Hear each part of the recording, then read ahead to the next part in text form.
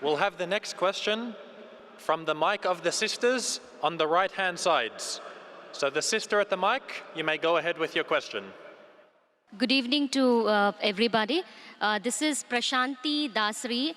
I'm from India, and I'm actually a born Christian, and I migrated to Dubai recently, August 2011, and I happened to, I came to know about Islam. And my brother also here is in Dubai, and he keeps telling us about Allah. I'm really convinced, and with all the whatever knowledge that he shared with me, I'm totally convinced and that Islam is the straightforward religion. And Allah is Alpha, He's Omega, He's the beginning and He's last. We cannot see sun more than 10 minutes. So how can we see a creator? So I'm totally convinced, but there are some questions, that we have doubts, because since I'm a born Christian, I have 4 questions, total 4 questions to Brother Zakir Naik. The first question is, brother, I've been listening to your videos, in YouTube, that you were talking about the Holy Spirit, and you specifically mentioned that Holy Spirit exists. So I just wanted to know, is Holy Spirit there in Islam according to Quran? And also there is a verse in Old Testament Bible that the Spirit of God is hovering over the waters. Spirit of God. So is Holy Spirit a separate from Allah? This is my question. Sisters asked 2 questions. Question number 1 is that there is Holy Spirit. What is the meaning and who is this Holy Spirit as per the Quran, as per Islam, as compared to Christianity? And the Bible does say that the Spirit of God hovers above the water. What does it mean? Is the Holy Spirit separate than God? Sister, you've asked 2 questions. If I answer these 2 questions, will you accept Islam? I have totally 4 questions. So okay, so you want me to answer the first 2 and then you'll ask the next 2 questions? No, yeah, absolutely. I'm 70%, I'm convinced, whatever knowledge that my brother shared with me, and I've been watching your videos, I'm 70% convinced. I'm being very honest and very transparent. So inshallah, if the 4 questions are answered, yes. If you're convinced, 100% will accept Islam. Inshallah, I will accept Islam.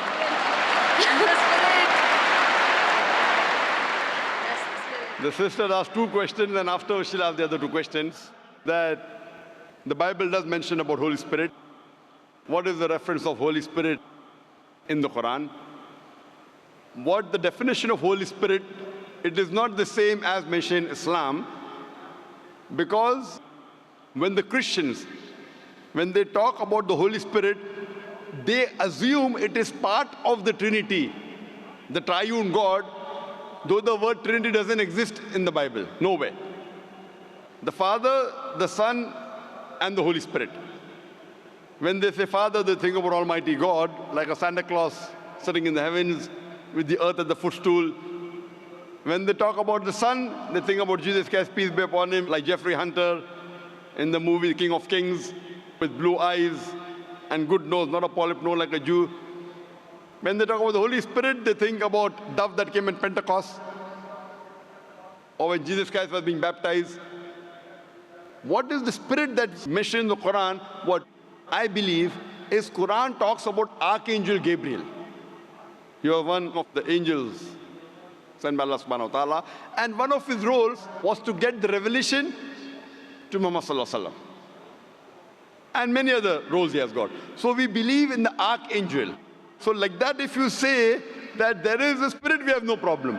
But he's not part of the triune God. And both are separate. The angel, the Archangel Gabriel is separate than Allah subhanahu wa ta'ala.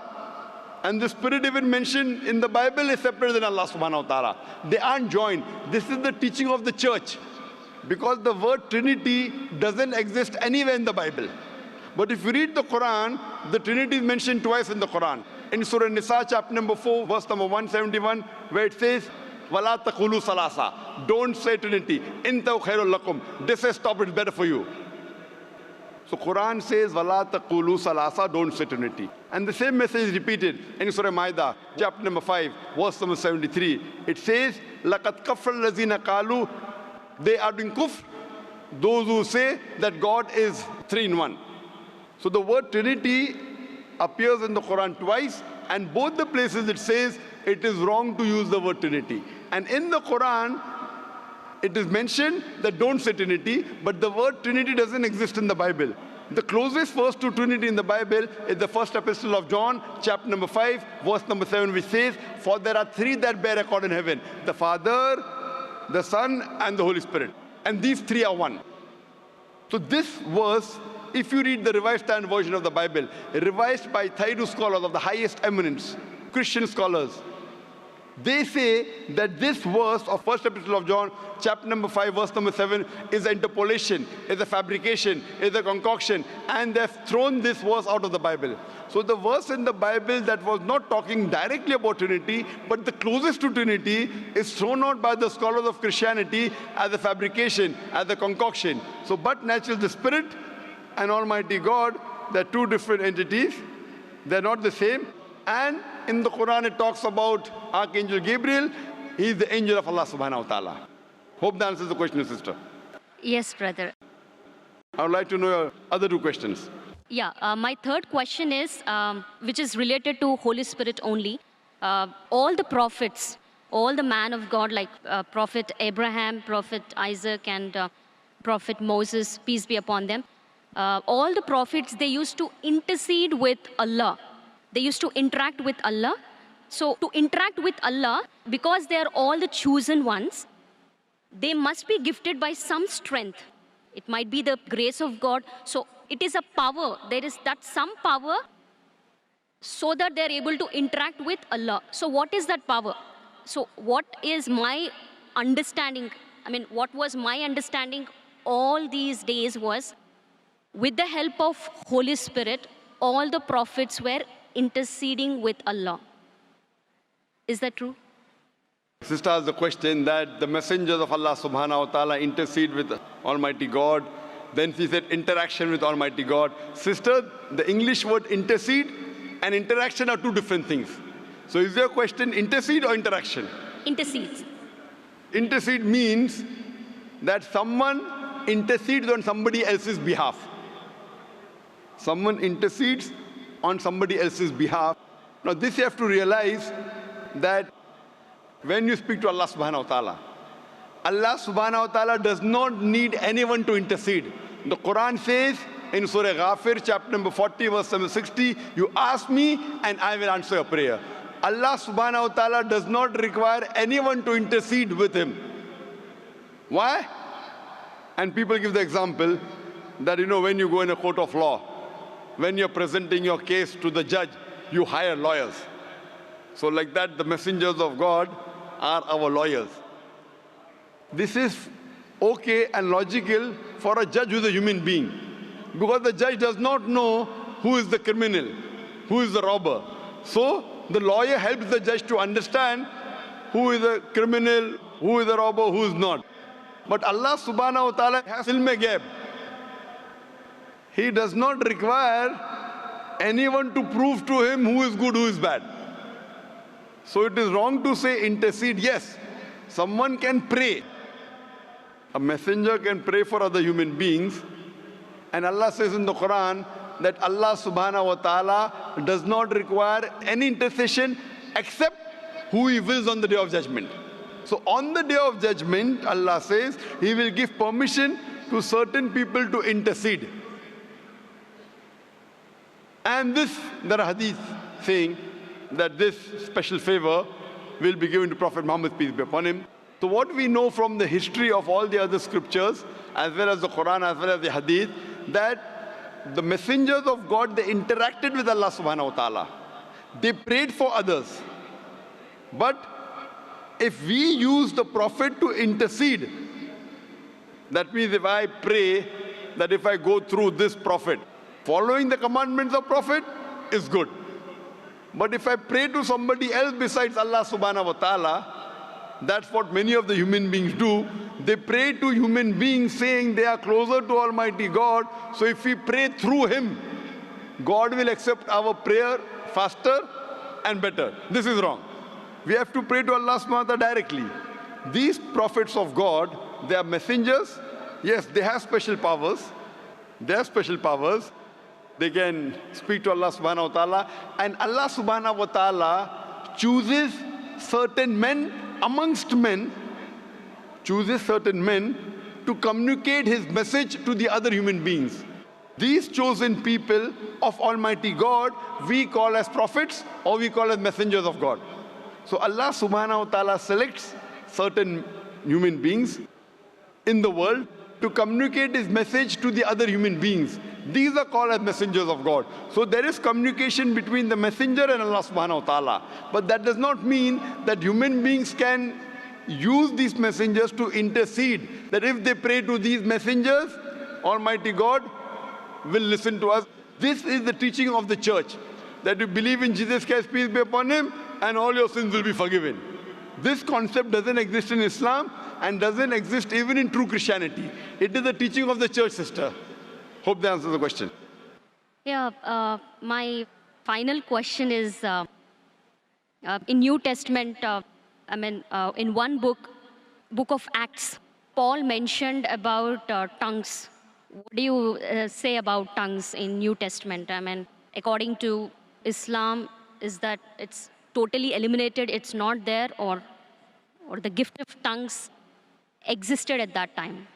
Sister asked the question that Paul said about tongues. If you give me the reference, I'll be in a better position. There are many things mentioned in the Bible about tongues. There are many verses in the Quran which speaks about tongue. If you give me the reference what you're talking about, I'll be in a better position to reply to you. But generally, there are many statements in the Bible talking about tongues.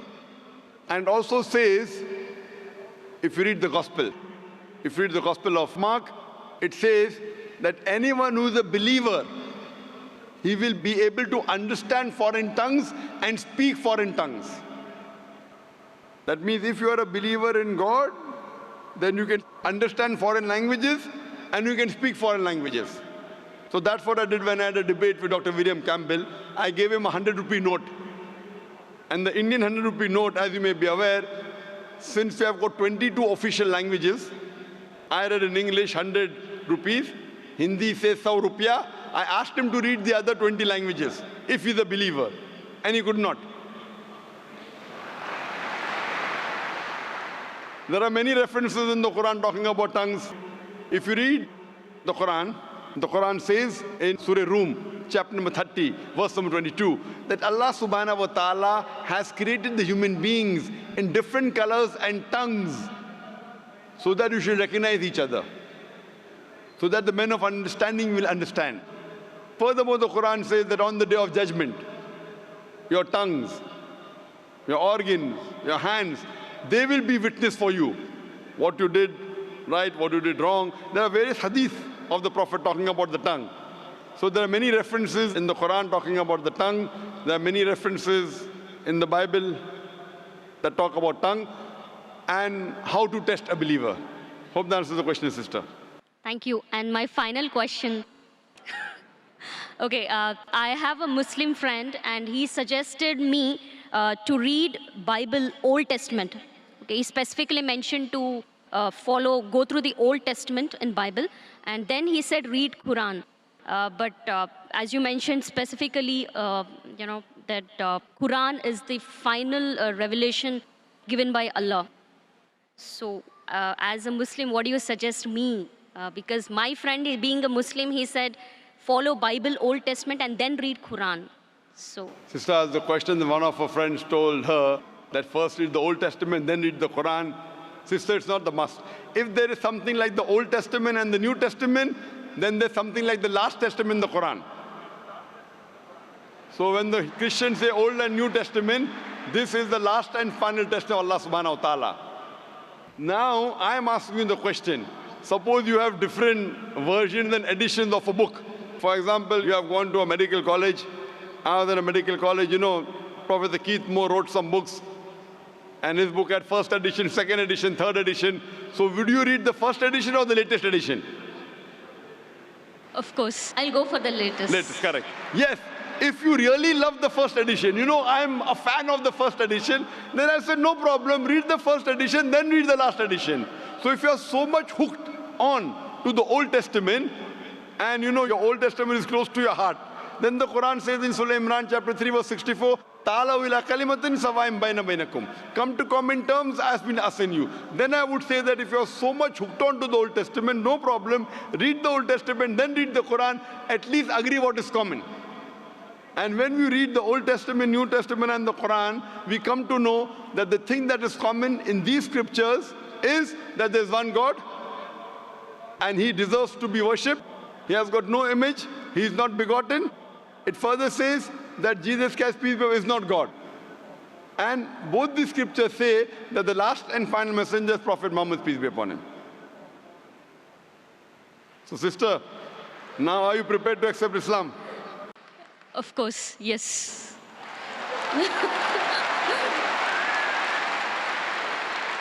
Sister, do you believe that there is one God? Yes, I believe there is only one God. Do you believe that Jesus is not God but is a messenger of God? Yes, I believe Jesus is a messenger. Do you believe Prophet Muhammad is the last and final messenger? Yes, I believe Prophet Muhammad is the last and the final messenger.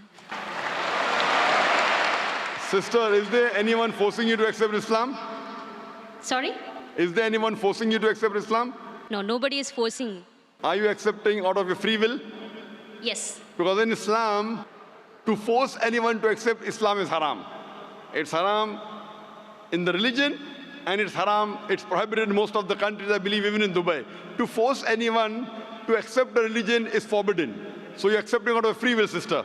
Yes, but that is the reason I asked you many questions. MashaAllah. Out of free will.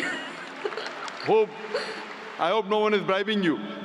No. You know, because in India, when after many people accept Islam, the CID, the police go there and ask, how much dollars Dr. Zakir Naik give you?